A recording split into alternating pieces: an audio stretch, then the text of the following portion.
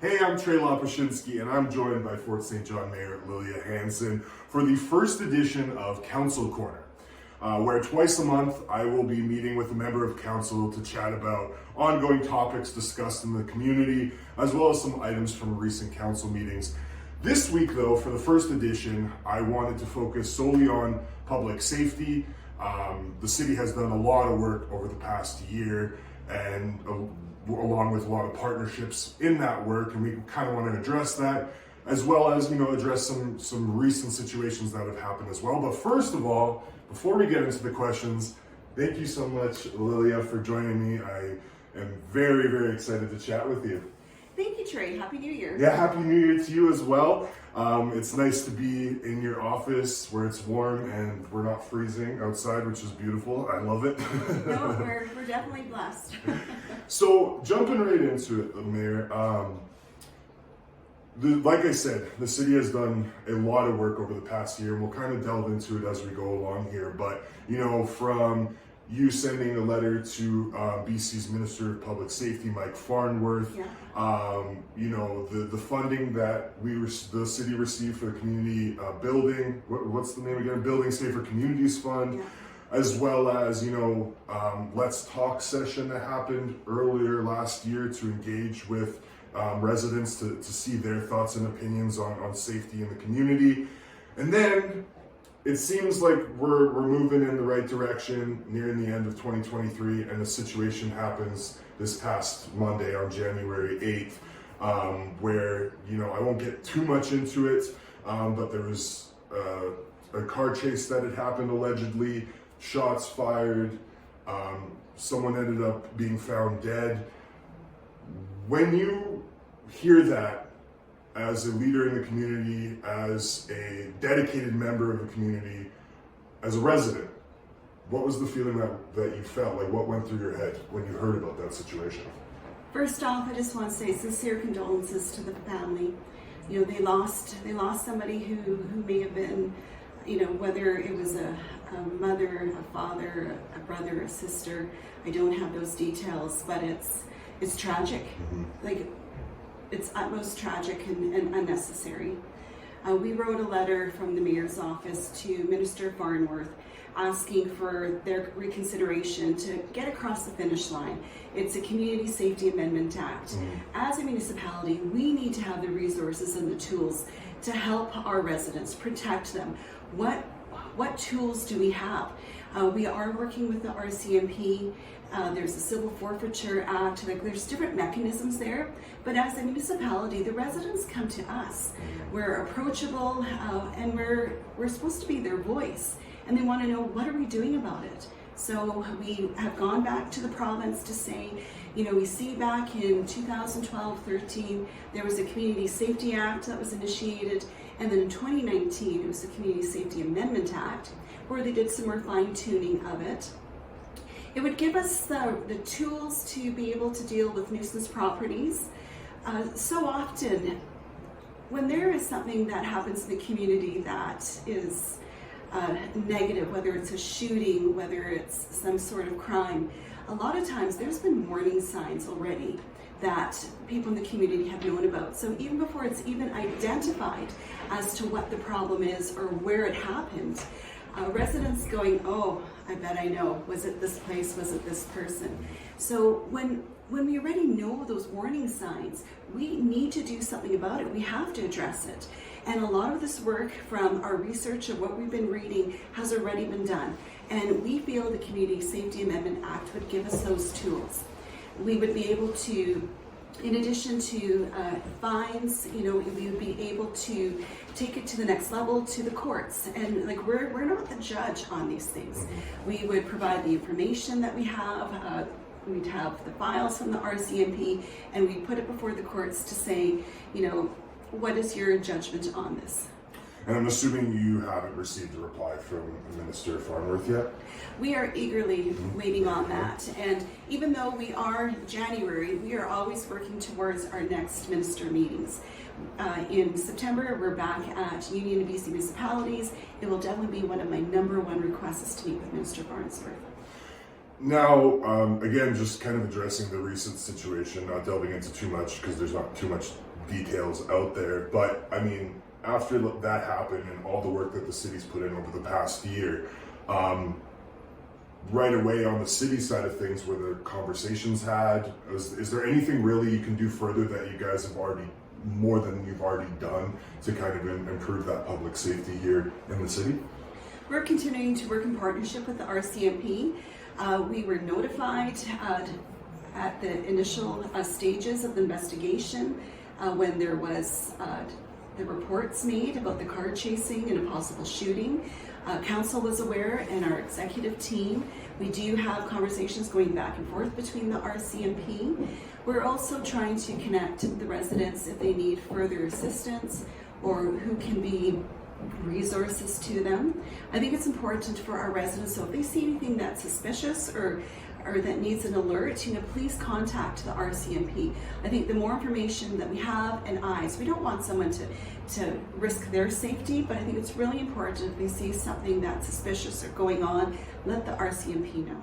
Coming off of, everything that you guys have done, and when situations like this happen, you see a lot of people on social media, a lot of things are being said, thrown around. Maybe things are pointed at the city or the RCMP. This is the perfect platform now to, let residents know, you guys are taking this situation very seriously, right? And just what would you say to a resident that comes up to you and expresses those, I guess, whether it be frustrations or fears with the situations that have happened? I'm truly grateful when residents come and talk to us. Social media, it is an opportunity to get feedback from fellow residents, but having those conversations directly with council and with the RCMP, we're able to have that two-way dialogue, and it's getting that information and sharing back as to what we're doing. This past year, we have had meetings with area residents from the Triangle Park, and that was impactful, I'll tell you. We sat around a room, one of our first meetings, and it took a lot to listen to each person as to how the activities that were happening in their community, in that Triangle Park area, how it was affecting their feeling of safety. Listening to parents saying, my kids, their bedrooms face the front of the street. I now have to move them to the basement. Walking around the neighborhood or even in the playground. And I think it's something that as a provincial government, these are things that are not in the normal roles of municipalities, so give us the tools. When you have people that are living peaceful lives, why are we giving more? We shouldn't be interrupted from having a quality of life because of people that are breaking the peace. And, yourself and members of council, our MLAs, just all our representatives, our delegates have, tried to bring this up to the provincial government. With everything that's happened again over the past year, do you think they're stepping up, or there's definitely some room for improvement to help out up here, specifically in Fort St. John, but in the north in general? I think there's a lot that's going on that forms what we're having right now for the situations. Everything from mental health, healthcare, OPS sites. Recently, the courts have rescinded of having, we had asked for no open drug use in our parks and playgrounds. I think that's a no-brainer. That should be for the safety of our community. And that's what we're hearing from our residents and the businesses. They want to be able to have quality of life, and we are not trying to re-stigmatize those that are suffering with addictions. Those are health issues, we get it. But there has to be a compromise between the safety of our residents and those that are battling addictions. So I'm hoping that the courts, after their review, that they will put back to what the provincial government had announced last September to say no open drug use in parks and playgrounds. And you guys are going to keep pushing for, certain, I guess for lack of a better term, solutions or possible solutions. As for, the letter to Farnworth, if you don't get a reply here in the next couple months, is that going to be you sending another letter to try and push to get some sort of answer? We will definitely follow up. As well, Council has shared our letter with other municipalities throughout the province. When I'm talking to mayors, one-on-one conversations, I'm asking, so how are things in your community? Yeah, so I guess moving in now to 2024, we kind of addressed some of the things that have been done last year. Moving forward this year, is there anything you guys have planned, council has planned specifically to address public safety? There's, again, a lot that was done last year. Is there going to be any follow-ups or anything like that moving into this year? We're implementing a situation table, and that encompasses the RCMP, social services, nonprofit organizations, and to work together to help address individual situations. And it's all confidential, only those people that need to have that information. How can we streamline things and make sure that people get the assistance that they need? And this has been implemented in other communities, such as Williams Lake. So when we're having conversations with other communities and finding out, what tools are they using for similar situations, and how can we incorporate that into our community? And you also mentioned to me a leaders table. Is that something separate? Or yeah. So the leaders table, that is a group of leaders from our area communities with chiefs, mayors, regional directors, where we come together, and a lot of it is initially to start with relationship building. It's finding out more about each other, what's important to each other, what's happening in each communities, what topics are their priorities, and how can we work together. A lot of times there are things we can do to avoid redundancies, and we're very fortunate. We have a lot of strong leaders in this area, and they're open-minded. They want to know how can we build each other's communities to the full strength that we can. Fort St. John, I'm very proud that we have an urban reserve, and just to see what can be done together. And it's the staff that I have to give a lot of credit to that has been able to make our service level agreements so functional. I get asked, well, how's it going to be for taxation? There are services that residents pay for that with our MOU for the urban reserve, they will also be paying for many of those services as well. Because regardless, there's still snow clearing, there's still the pipes in the ground, different things with bylaw. But we're going to have some new businesses that are opening up on that land. There's going to be different jobs. It's building up the strength of our neighbors. And now, has it been laid out yet with the two separate tables, the situation table and the leaders table, how many times a year you guys will meet, and kind of what will be, I guess, the agenda at these meetings? Yeah. Well, for the situation table, that is new and that is still being developed. And we're looking at having a dedicated staff member with the City of Fort St. John.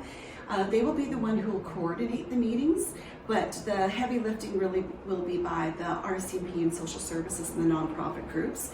And with the leaders table, that is being organized by Zion Industries. And for that, right now, we're meeting, I think generally monthly. We've had a few. We'll see what winter throws at us and how that goes. I think what's important is that we continue to meet. Everyone's calendars are packed and busy, easily 6 to 8 months out of the year. So even if someone can't make, like for instance, we have a meeting this month, they can't make it this month, but maybe they'll make it to the next one. So it's a good opportunity, and I think that we have to keep things going fluid and continuously meet, because things change. There's many things that happen that you're not expecting, so how can we work together?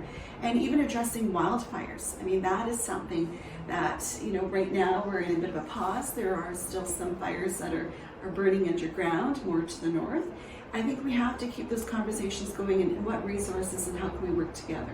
Yeah, because most of the First Nations would be surrounding, especially like Doig or Blueberry, they would have to come to Fort St. John ESS, right, if they were under evacuation. So it's good to have that communication, is what you're saying, essentially, between the First Nations and the leaders, just so they know what's going on. And they also have their own emergency services. Yeah.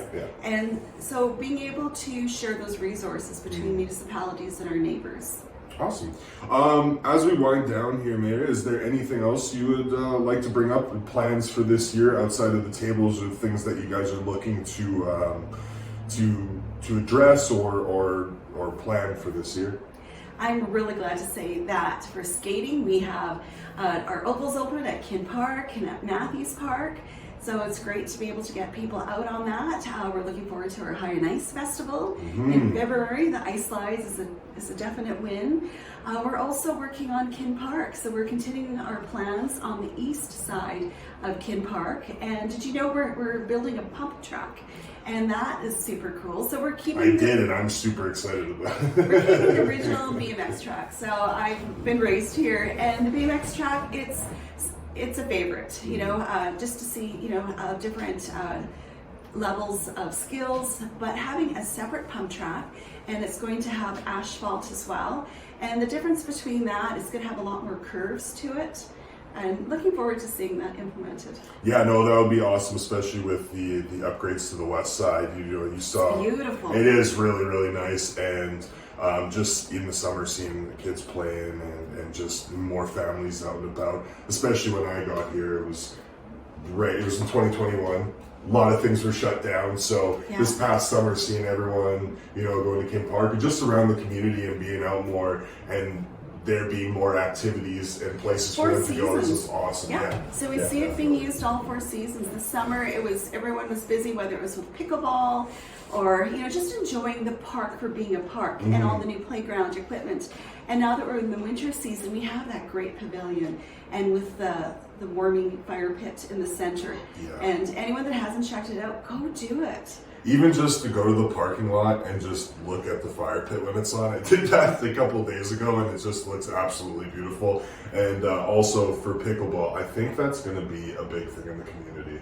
Like, everyone was super excited when it was starting, and then I know the association that did the local or the regional pickleball association started, doing some free drop-ins there and everything like that. Yeah, they're still going. I understand they meet Sundays at Dr. Kearney, 11 o'clock for the skill building, and then 1 o'clock for play. So I thought about going. I have thought about it. At Christmas, I splurged and I got 2 rackets. So if you want to come, check it out with me. I'd be a great partner. I'm telling you right now. I could use a partner. I would dominate. I think I would dominate at pickleball. I truly do. Thank you so much, Mayor, for meeting with me today for the first edition of Council Corner. It was lovely chatting with you, and I think we learned a lot about what the city is actively doing and what you guys have planned moving forward addressing public safety. So thank you so much. Thank you. It's been a pleasure. And I'd just like to remind residents, care for your neighbors. And if you see something that needs to be reported, don't hesitate. Please reach out. Awesome. Thank you so much. Again, this is the first edition of Council Corner, brought to you by the City of Fort St. John and Energeticcity.ca. There will be 2 episodes each month going forward, so please make sure you check out on Energeticcity.ca as well as social media channels to watch the newest videos.